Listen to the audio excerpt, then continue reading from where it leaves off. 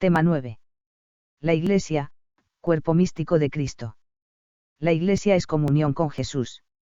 Así aparece en los Evangelios, que recogen la predicación del Señor. Con este trasfondo de la relación íntima entre la Iglesia y Cristo, los escritos paulinos iluminan el hecho de que la Iglesia no está solamente reunida en torno al Señor, sino que está unificada en Él, en su cuerpo. Introducción. Desde el comienzo, Jesús asoció a sus discípulos a su vida, cf. MC 1,16 a 20, 3, 13-19, les reveló el misterio del reino, cf. MT 13, 10 a 17, les dio parte en su misión, en su alegría, cf. LC 10, 17 a 20, y en sus sufrimientos, cf. LC 22, 28 a 30. Jesús habla de una comunión todavía más íntima entre él y los que le sigan: permaneced en mí, como yo en vosotros. Yo soy la vid y vosotros los sarmientos, y en 15, 4 a 5. Anuncia una comunión misteriosa y real entre su propio cuerpo y el nuestro: quien come mi carne y bebe mi sangre permanece en mí y yo en él, y en 6, 56. Cuando fueron privados los discípulos de su presencia visible, Jesús no los dejó huérfanos, cf. Y en 14, 18. Les prometió quedarse con ellos hasta el fin de los tiempos, cf. MT 28, 20, les envió su espíritu, cf. Y en 20, 22, HCH 2, 33. Por eso, la comunión con Jesús se hizo en cierto modo más intensa, por la comunicación de su espíritu a sus hermanos, reunidos de todos los pueblos. Cristo los constituye místicamente en su cuerpo, LG 7. CEC 787 a 788. La Iglesia como cuerpo de Cristo, idea de la que se ha dicho que es, más que una imagen, de la Iglesia, surge en el pensamiento paulino sobre todo a partir del encuentro del apóstol con Jesús, camino de Damasco, cf.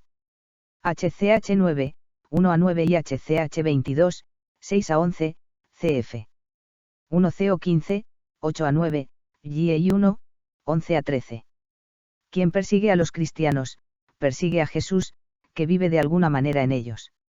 Esto le llevará más tarde a San Pablo a escribir sin rodeos a los cristianos de Corinto: vosotros sois el cuerpo de Cristo, 1 CO 12, 27. El adjetivo místico fue puesto muchos siglos después por los teólogos medievales, para distinguir a la Iglesia respecto al cuerpo de Cristo presente en la Eucaristía. La imagen Iglesia-cuerpo de Cristo fue desarrollada en la encíclica de Pío XII Mystici Corporis, 1943. Es citada y explicada brevemente en el número 7 de Lumen Gentium, pocos párrafos antes de comenzar la exposición de la Iglesia como pueblo de Dios, sobre la base del pensamiento paulino. En la teología paulina sobre la Iglesia como cuerpo de Cristo pueden distinguirse dos tipos de contenidos, correspondientes a dos etapas y a diferentes textos. Una primera etapa en la primera carta a los Corintios y en la carta a los Romanos, y una segunda etapa en las cartas a los Efesios y a los Colosenses. Las veremos una tras otra en los primeros apartados de este tema.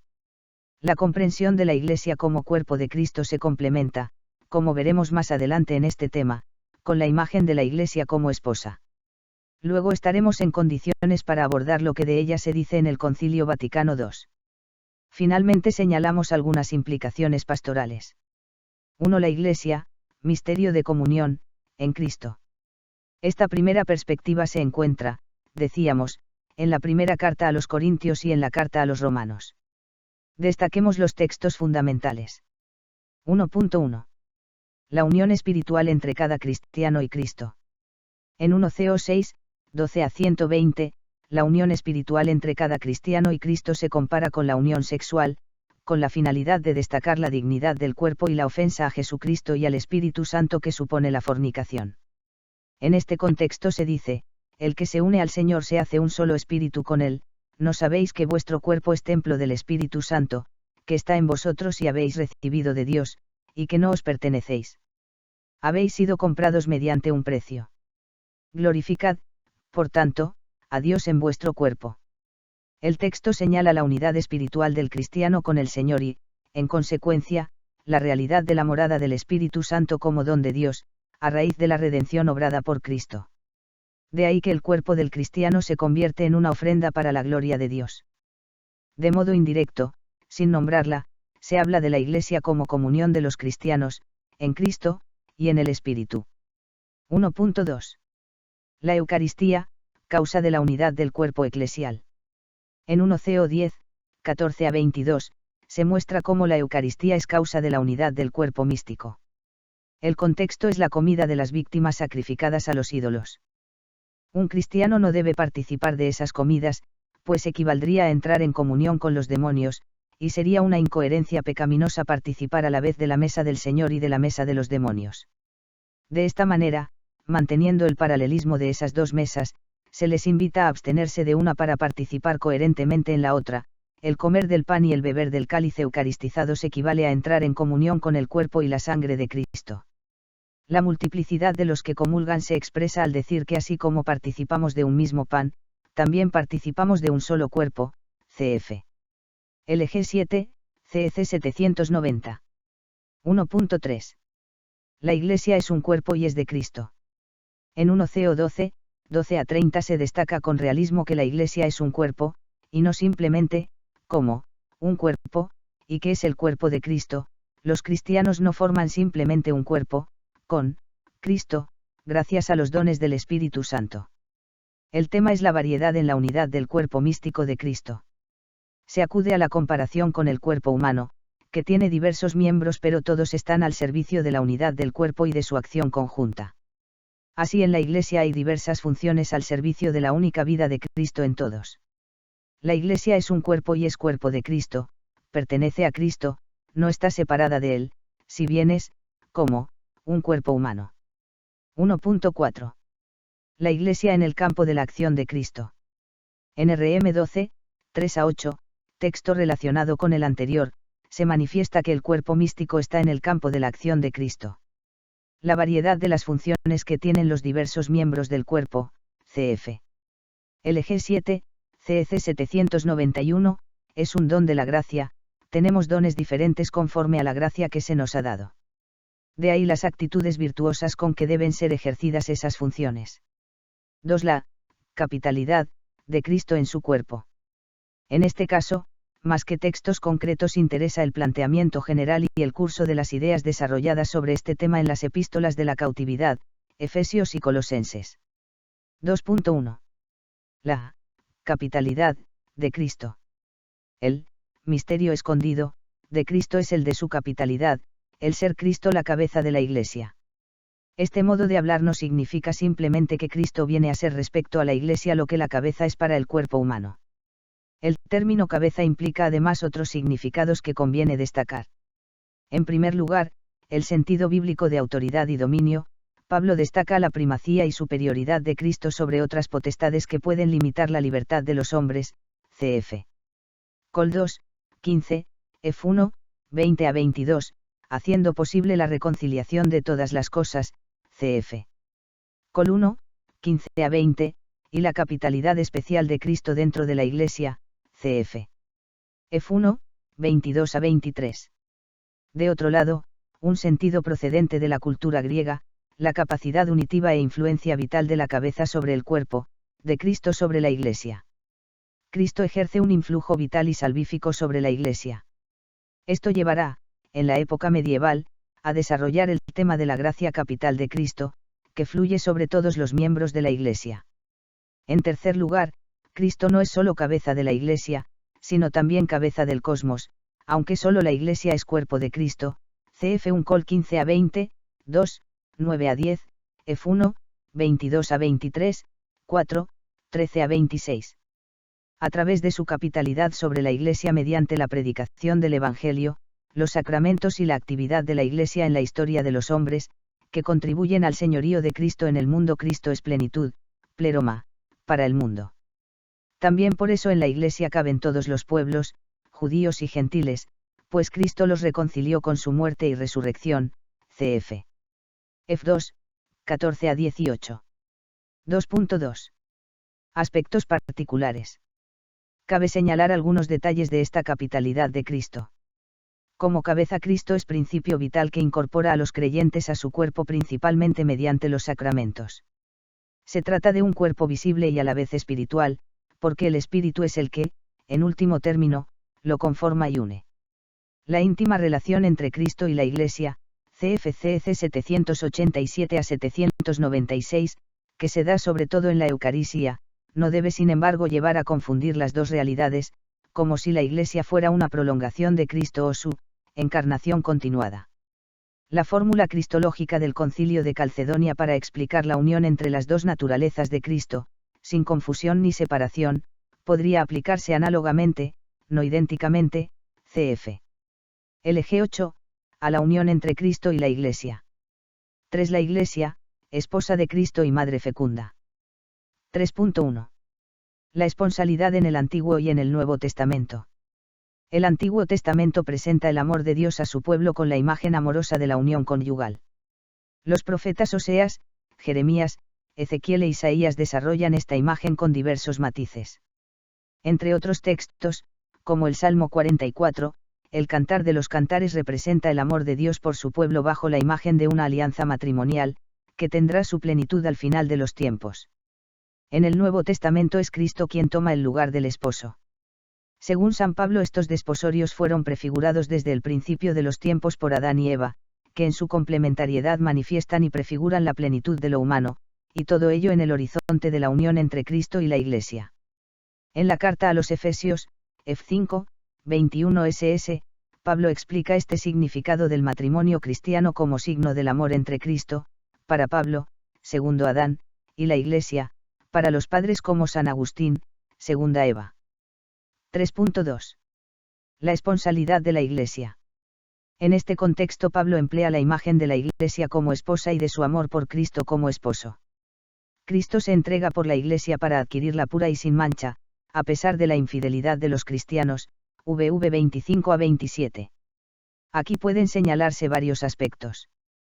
A.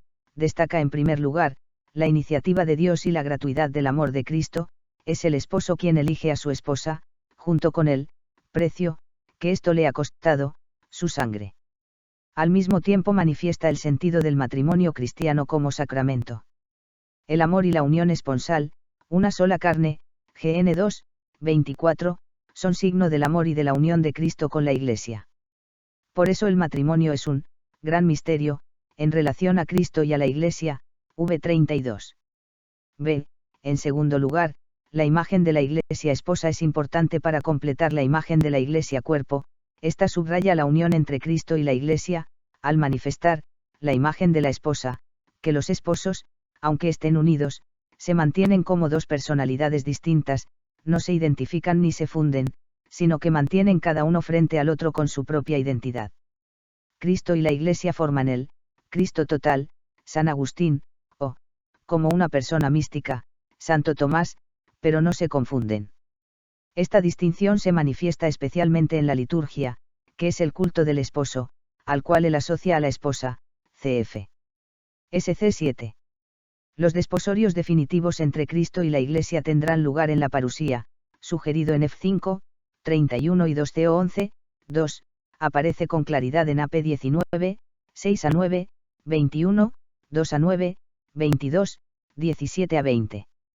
Otros textos personalizan la relación de Cristo con la Iglesia esposa, GI 1, 4, se entregó a sí mismo por nuestros pecados, 2, 20, se entregó a sí mismo por mí, 1 Tim. 2, 6, se entregó a sí mismo en redención por todos, Tit. 2, 13, se entregó a sí mismo por nosotros para redimirnos de toda iniquidad, y para purificar para sí un pueblo escogido, Act. 20, 28, la Iglesia de Dios, que él adquirió con su sangre. Sobre la Iglesia como esposa de Cristo, cf. CC 796. San Agustín distingue dos nupcias de la Iglesia. Durante la historia considera a Cristo como prometido de la Iglesia Inmaculada, pero solamente al final de la historia se darán las nupcias propiamente. Vincula la esponsalidad de la Iglesia con su maternidad. La Iglesia es esposa porque a través de ella Cristo da la vida por el bautismo. Los padres de la Iglesia suelen decir que las bodas entre Cristo y la Iglesia tienen lugar en la pasión, pues Eva fue extraída del costado de Adán y la Iglesia nació del costado abierto de Cristo en la cruz. C. En tercer lugar, como hemos visto que acontece en San Agustín, la imagen de la Iglesia esposa implica también su maternidad y fecundidad. La Iglesia hace a sus miembros a la vez que es hecha por ellos, además de esposa, subordinada y fiel a su cabeza. La Iglesia es madre fecunda y nodriza caritativa de sus hijos. Bossuet. Sobre la base de los textos del Nuevo Testamento, como J.I. 4, 26, AP 21, 2 y 9, y F5, 25 a 32, los padres tratan con frecuencia la maternidad de la Iglesia junto con su virginidad, por la pureza de su fe. Se pueden encontrar textos en Eusebio, pastor de Hermas, Senán de Verona, San León Magno, y sobre todo en San Agustín, que compara estas características de la Iglesia con las correspondientes de María. Los cristianos, engendrados por la Iglesia pasan, incorporándose a la Iglesia por el bautismo, a participar de su maternidad. También San Ambrosio. La Iglesia y no el individuo es la verdadera madre de la nueva vida. Es toda la Iglesia quien da a la luz a todos y a cada uno. San Agustín, Carta 98, N5. En el fondo son Cristo y el Espíritu Santo quienes obran por medio de la Iglesia. Siefar. San Agustín, Sermón 99, 9, Contra Epistolam Parmenidis 2, 11, 24, Plática 27, 6, sobre el Evangelio de San Juan, Sermón 71, 13, 23. D. La Iglesia no brilla con luz propia. Los padres ven a la Iglesia como el Mysterium Lunae. La Iglesia es verdaderamente como la luna, no brilla con luz propia, sino con la luz de Cristo. Recibe su esplendor del sol de justicia, para poder decir luego, vivo, pero no soy yo el que vive, es Cristo quien vive en mí. San Ambrosio, Hexameron, 4, 8, 32. También los cristianos tendríamos que ser como vidrieras que dejan pasar la luz de Dios hacia adentro, para iluminar la familia de la Iglesia, y hacia afuera, para iluminar el mundo con la luz de la fe. Como recogerá el Concilio Vaticano II, Cristo es la luz de las gentes, Lumen Gentium, la luz verdadera que brilla para el mundo. En la medida en que la Iglesia está unida a Cristo y se deja iluminar por él, puede iluminar también la vida de las personas y de los pueblos. Esto mismo sucede con cada uno de los cristianos. 4. La doctrina de la Constitución Lumen Gentium sobre la Iglesia, cuerpo místico. Conviene conocer, al menos a grandes rasgos, la historia de la reflexión eclesiológica sobre la Iglesia como cuerpo místico. Así podremos comprender lo que dice Lumen Gentium al respecto y hacernos una idea sintética de cómo esta imagen ayuda a esclarecer el misterio de la Iglesia. 4.1. Nota histórica previa. A. Después de San Pablo, los padres de la Iglesia desarrollan la doctrina del cuerpo de Cristo. Los cristianos aparecen como verdadero cuerpo de Cristo, al que se incorporan por la Eucaristía. Esto tiene como importante consecuencia la concordia y la caridad en la vida diaria de los cristianos entre sí. Así lo dice San Juan Crisóstomo, que es el pan. Cuerpo de Cristo. Que llegan a ser aquellos que lo reciben, cuerpo de Cristo. No muchos cuerpos, sino un solo cuerpo. Sí, pues, todos existimos por lo mismo y todos nos hacemos lo mismo, porque no mostramos luego también una sola cosa en este sentido, in uno sio Arjón 24. De este modo la celebración eucarística no se concibe como mero rito o liturgia, cuyo significado se agotaría dentro del templo, sino que, la caridad diaria y práctica de unos con otros es parte esencial de la Eucaristía y esa diaria bondad es verdaderamente liturgia y culto de Dios. Más aún, solo celebra realmente la Eucaristía quien la completa con el culto diario de la caridad fraterna. J. Ratzinger. Aislada de la Eucaristía, la caridad se convertiría fácilmente en una loable actitud humanitaria pero todavía no propiamente cristiana. De este modo, para San Ignacio de Antioquía la fe es el cuerpo y la caridad la sangre de Cristo. Cf. Adtral 8, 1. Y es de nuevo el Crisóstomo quien considera que los pobres son el altar vivo del sacrificio neotestamentario, que se edifica con los miembros de Cristo. Cf. Indosio Arjón 17, 20, 3. En la doctrina de la Iglesia como cuerpo de Cristo, los padres subrayan, pues, tres dimensiones. En la Iglesia, la integración de los hombres con Cristo, segundo Adán, forman el Cristo total, sobre todo San Agustín. La Iglesia es cuerpo de Cristo porque vive del cuerpo sacramental de Cristo, sobre todo por medio del bautismo y la Eucaristía. La Eucaristía es realización y manifestación del amor fraterno y viceversa, la caridad es continuación y consecuencia de la Eucaristía. B. Después de los padres, se pueden resumir los jalones de la historia de la eclesiología del cuerpo místico como sigue. Para Santo Tomás, según hemos estudiado, cf. Tema 4, Cristo y la Iglesia forman una sola, mística persona. Y la Iglesia como cuerpo místico, la sociedad de los santos, es la res sacramenti, la realidad profunda o el fruto de la Eucaristía, cf. STH 3Q80-4C, cuya sustancia o contenido último es la caridad. Durante la Edad Media la idea de la Iglesia como cuerpo místico se interpretó en sentido corporativo, como la corporación social de los cristianos, oscureciendo su sentido de comunión espiritual con Cristo. Los reformadores la usaron subrayando lo invisible, idea que quedó después, en confrontación polémica con lo visible de la jerarquía católica. En la escuela de Tubinga y la escuela romana, S19, se recupera la comparación de la Iglesia con un organismo, pero no se recobra la profundidad sacramental del término místico, quedando reducido al aspecto interior.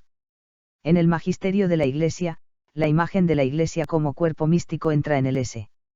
14, Bula Unam Sanctam, Bonifacio 8, y en las encíclicas de León XIII. En la encíclica Mystici Corporis, 1943, Pío XII reacciona contra un doble peligro, el racionalismo o naturalismo jurídico, reducción de la Iglesia a una sociedad, a una unión meramente moral o natural, que se origina típicamente en la época medieval, y un falso misticismo organicista, que anularía la distinción entre Cristo y los hombres, concepto propio de la Edad Moderna. Ahora bien, la Iglesia como cuerpo místico no se puede interpretar ni como una mera corporación humana, ni como pura comunidad espiritual, sino que debe entenderse en la perspectiva sacramental, signo visible de la acción invisible de la gracia, en línea con los padres de la Iglesia. 4.2. La doctrina del Lumen Gentium, N7.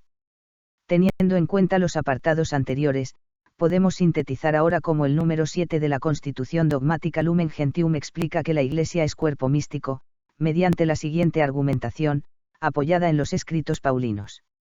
Cristo, Verbo encarnado y Redentor del hombre, constituyó su cuerpo místico por su victoria sobre la muerte. Los cristianos formamos el cuerpo místico principalmente a partir del cuerpo eucarístico de Cristo. Así como los miembros del cuerpo humano forman un solo cuerpo, Cristo es la cabeza de su cuerpo, la Iglesia. Todos los miembros tienen que transformarse en él a medida que nos va integrando en los misterios de su vida. El Espíritu Santo es el que distribuye los dones para la unidad, vida y movimiento de ese cuerpo, entre ellos la gracia. En consecuencia, tenemos el mismo destino que Cristo, crecemos hacia él, participando de su Espíritu. 4.3. Modo en que la noción de cuerpo de Cristo ayuda a profundizar en el misterio de la Iglesia. Podemos expresar con 3 puntos cómo la imagen de Iglesia cuerpo de Cristo esclarece el misterio de la Iglesia. Destaca la unión indisoluble entre Cristo y la Iglesia, unión vital, con diversidad de servicios o funciones. La Iglesia es un misterio de comunión en Cristo. Apunta al carácter mistérico o sobrenatural de la Iglesia, un misterio sobrenatural, pero no espiritualista. Nos habla de la Eucaristía. Santo Tomás dice que la Eucaristía hace la Iglesia, y, por tanto, de los sacramentos como estructura central de ese cuerpo, que, como ellos, es visible e invisible, material y espiritual. 5 implicaciones pastorales de la imagen Iglesia cuerpo de Cristo. Finalmente cabe señalar algunas implicaciones pastorales de esta, más que imagen, la Iglesia como cuerpo místico de Cristo. A. Como ya se ha señalado, la encíclica Mystici Corporis salió al paso de deformaciones de tipo naturalista, misticista y biologista, también de la oposición entre una Iglesia jurídica y una Iglesia de la caridad. Por otra parte, algunos concebían a la Iglesia, por ser cuerpo místico, como una encarnación continuada de Cristo sin distinguir bien entre Cristo y la Iglesia, monofisismo eclesiológico. Esto se asoció de hecho a una comprensión de los laicos como colaboración con el apostolado de la jerarquía, lo cual tenía sus aspectos positivos y negativos, pero en conjunto era insuficiente tanto desde el punto de vista eclesiológico en general, como desde el punto de vista más concreto de una teología del laicado. B. El Concilio Vaticano II entendió la Iglesia como cuerpo místico a la vez que como Pueblo mesiánico, LG 9, constituido por Cristo como, comunión de vida, de caridad y de verdad, relación con el triplex munus de Cristo, es decir, como participación en el sacerdocio de Cristo, y ello en dos modos, sacerdocio común, y sacerdocio ministerial, que se pueden poner en paralelo con el cuerpo de Cristo y con Cristo cabeza. C. La perspectiva de la Iglesia como una persona mística, junto con Cristo. Santo Tomás ha permitido hablar modernamente de que la Iglesia tiene su propia autoconciencia, como se manifestó en el Concilio Vaticano II, cf. También Pablo VI, encíclica Ecclesiam Suam, 6 de agosto de 1964.